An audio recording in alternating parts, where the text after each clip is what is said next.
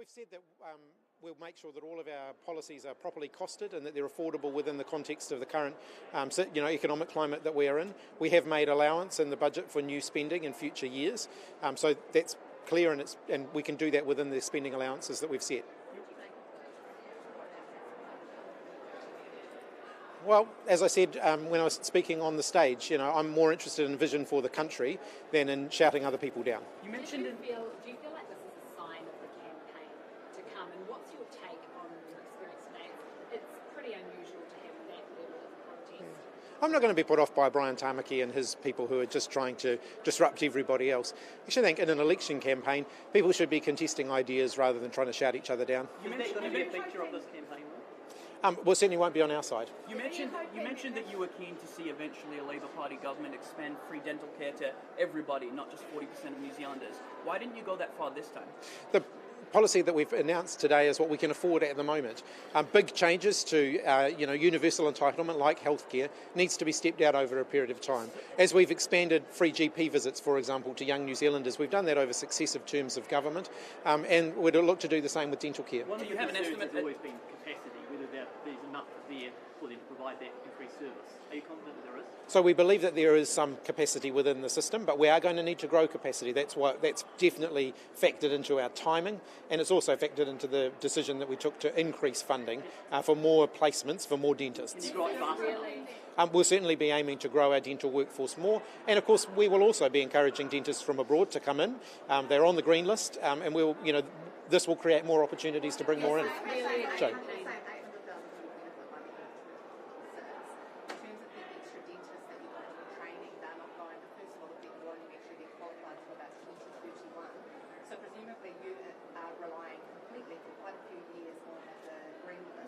How many have been coming in on the green list, and how many do you anticipate will come in to provide for 800,000? So Dr. Verrill's been doing the modelling, so I'll let her comment on that. So we have options, firstly, to release existing capacity in the system, and a part of doing that will be renegotiating with the sector how we contract for dental services. We do that under an agreement called the Combined Dental Services Agreement. Secondly, we have the opportunity to use roles differently within our health system. And then thirdly, we do need to bring in some additional dentists. We don't think that would need to be more than 200 clinicians overall. How many have you got so far on the green list? That number is lower than that, and the reason being we've been working with individual clinics are currently recruiting. We would run a government-led campaign to bring in the numbers of dentists we need for the program. And what's the green list? How many dentists do you actually have, and will that be enough for 800,000 people you say will benefit by the end of 2020? That's why we've made the policy be one that rolls out over time to give us time to make that international recruitment. Where we have done that in a focused way, we've done really well with our international health recruitment. For example, as I said, it would be up to 200 would be the maximum number we would need. We know that the wait list has come down considerably for children. We've taken 55,000 children off the wait list over a 6-month period. For some children, that wait is still long. It can be several months, but we are making huge progress in bringing it down.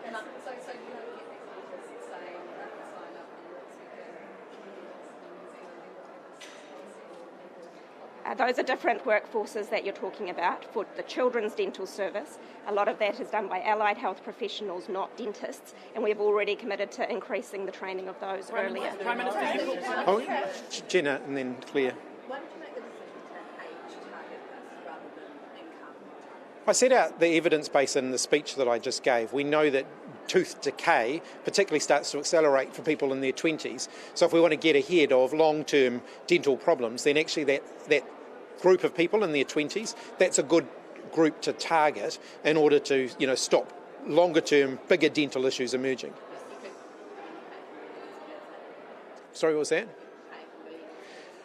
The Labour Party's always believed in a universal entitlement to healthcare. We don't means test cancer drugs. We don't means test other forms of healthcare. We don't check when someone arrives at ED whether they could afford to pay for that service. Prime Minister, why did Claire. you choose? Are you hoping possibly that this will have a bigger space for you than the team that you reached a while ago, and how long have you been working on offering this? We've been working on this for some time. Obviously, the campaign's getting underway. I'm confident on all the policies that we're putting before the electorate. Prime Minister, Joe. In 2020, you campaigned on those dental grants. part of that policy was getting into hard-to-reach areas. In 2020, you needed 20 more mobile clinics. They never came in because the right vehicles weren't available. Have you delivered any of those mobile dental clinics, and how are you going to improve dental care in the regions and Māori in Pacifica if you don't have the ability to do it with mobile? So we're certainly making progress on the mobile dental clinics, and I'll ask the Minister of Health to update you on that too. So We'll come to you in a minute. the dental clinics needed to be procured, and that was disrupted due to supply chain disruptions over COVID. So we've ordered the first tranche of those. They will be through in the new year. Prime Minister, That is the first of half of them. Prime Minister, with the protest downstairs, are you satisfied with the level of security that was available there? I mean, you had 6 people disrupt your speech at Helen Park. Yeah, so I mean, the people had to register in order to get into the audience. So these are people who, deliberately set out to effectively mislead in order to get into the auditorium. You can never fully guard against that sort of thing. Ultimately, this is Brian Tamaki and his group of people trying to upset the election for everybody else. I'm not going to be put off by that, though. We're still going to do events. We're still going to get out and about and meet people. That's what campaigns are about. We're not aiming to disrupt anyone else's campaign. We're going to be focused on our own campaign. Why did you choose to do? Like, it's not, it's not really fun being the subject of that when you're going out and trying to campaign. What does it feel like? That hasn't put me off. Why did you, Prime Minister? Why did you use the phrase "cost of living crunch" rather than "cost of living crisis" in your speech? Well, it's both of those things. Well, why didn't you say crisis? And why didn't you say crisis when you were talking to the party faithful? Were you embarrassed about the level that you've left? I think I actually used both terms. Prime Minister, one of the lines Do you think that you need a game-changer policy to get people interested in Labour then, and do you think that this is it? I don't think people vote on a single issue, and I think that this election campaign will be the opportunity for New Zealanders to weigh up all of the things that we're offering and all of the things that other parties are offering, and I think that they will see that the party that's got a positive vision for the future, that'll actually leave New Zealand and New Zealanders better off, is the Labour Party. But in the past, Labour has gone for policies that don't necessarily affect all generations, but all generations like it because it affects one of their family members. Is this your one for this election? I think all New Zealanders will see the benefits of free dental care for the under 30s. We'll come over to the people who haven't asked questions yet. Yeah. One of the lines that's now taking place in your speech is that you're saying that foreigners are going to come and buy New Zealand's houses. So, I mean, given New Zealand's actually in urgent need of foreign investment, how careful are you to not tip into xenophobia with your remarks? Look, the National Party's policy speaks for itself. In order to make their numbers add up, that would mean $5 billion worth of New Zealand homes every year being sold to foreign buyers. We've been really clear.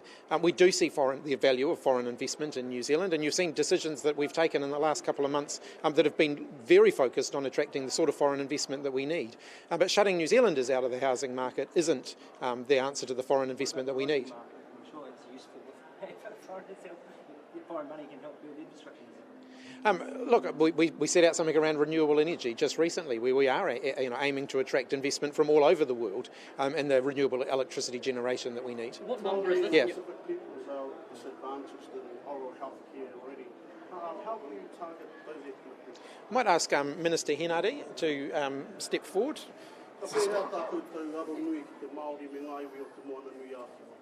Ko ngā ratonga hau ora Māori kei a rātau te mana ki roto i ngā hapori, ko kitea mātau, tātou i wā rātau mahi i te taima o te mate korona, ka pērā anō mō tēnei kaupapa here i te rānei. Whakapono ana koe ka whaia tonu te koutou tērā ātutuki no? Ai marika, i pakari rawa ngā mahi niho ki roto i ngā ratonga hau ora i ngā tau te kau, iwa te kau. Ānā, kua mimiti haere ki roto i ngā tau kua pahuri ake, nā, kua rongo koe i te rānei ko te kaupapa here o tō mātou premier, o tēnei pāti, ānā kia whakapakari anō. Prime Minister, Significantly more, somewhere around about $600 million per year, so significantly more than what we're proposing here. What was that? I think the calculations that we've done would get us there. That would probably be on top, of course, of what we're now doing. So yeah, that calculation might just about get us. How did it make you feel, if you wouldn't mind stepping from the mic? So I didn't want to get in Jason's way. How did it make you feel when you heard the leader saying you wanted to fund full pension? Delighted.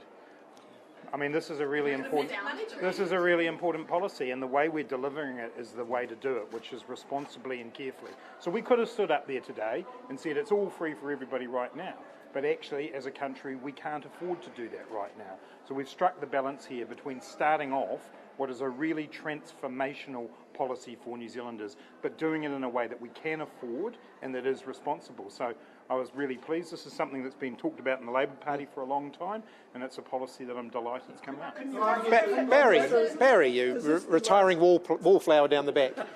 Is this the last of the big spending policies to come out? We indicated that we were going to set out a 10-point cost of living plan, and I've announced now 8 of them. How does it gel with the call for restraint? We've been really clear that the cost of living plans that we're putting out there will balance within the spending allowance that we've got available. Just a month ago, Prime Minister at Postcab, you said it would require significant investment just to build capacity to meet the need for additional care, not universal, just additional care. Now you're announcing all of this at a time that we're in a cost of living crisis, inflation is through the roof. Why did you not do anything more with this in the elections gone by when you said you would, but it was never delivered, and now you're choosing to do it in a cost of living crisis? Well, every election you have a different set of priorities. We believe that now is the time to start rolling out a universal entitlement to free dental care, and we have set out a plan to build the capacity to do that. Given it takes 6 years to train dentists, isn't it a little bit too late? No, I don't think so. It's never too late, Joe. So much of your speech attacking Chris Hipkins. Why did you spend so much of your speech on the attack? Well, I don't necessarily agree with the assertion that you've made there, but I would say that election campaigns are contests of ideas. And I think parties, our ideas in the 3 years that we've been in government have been scrutinised on a daily basis by the National Party. I think it's only legitimate as we go into an election campaign that we provide some scrutiny on theirs. I don't believe I was being negative. I believe I was providing scrutiny of the ideas that the National Party are putting before the electorate. It's very clear, as has become clear in the last 48 hours, that their numbers simply don't add up. I think it's fair that they get challenged on that. How much of this plan did you reveal to James Shaw and the Green Party ahead of the unveiling of it today? I haven't had a conversation with them about it. They'll be pretty pleased to hear this. They've been campaigning for universal dental care. This is a start. As I said in my speech, the Labour Party and the Green Party have worked very constructively together in government, and I'm sure that if that's what the voters deliver after the election, we can continue to do that. I'll come over there behind you.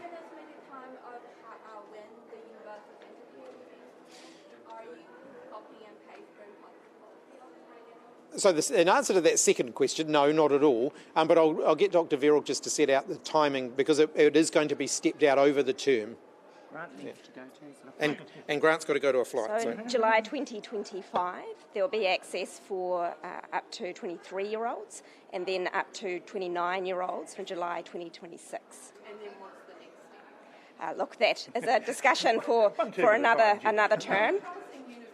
Yeah, one term at a time. I'm not announcing our 2026 manifesto today, but nice try. It's also not really support for the current cost of living crisis, is it, if it doesn't kick in until 2025? It's certainly going to make a meaningful difference to families. Not everything that we're proposing will kick in immediately. Bernard, you can have the lucky last question. But Prime Minister, couldn't you argue that doing it universally much faster would reduce the long-term costs, liabilities of all of that dental care and hospital? We're just not in a position, A, to be able to fund that, and B, to have the capacity to be able to deliver on that. So this is a plan that we know we can afford, and it's a plan we know we can deliver. So what are the long-term liabilities of not doing it all now? Well, obviously, we're making progress. But we're not having the capacity. You're leaving it to be dealt with in hospitals that are overrun. You've got patients waiting outside in ambulances for 6 hours at a time. Aren't you just moving the pressure? This is going to make a meaningful difference, and it is going to avoid more people ending up in that situation. All right. In response to your announcement, your dental care announcement, did it meet your expectations? In terms of what? How the crowd responded to the policy announcement? Absolutely. Yeah. Because I think it is a massive step forward in terms of the provision of free public health care for New Zealanders. Thanks. Absolutely. Thanks all. Kia ora. Kia ora.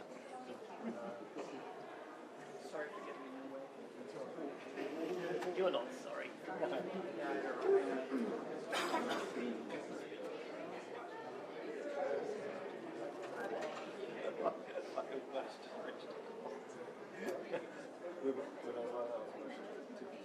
Rubbed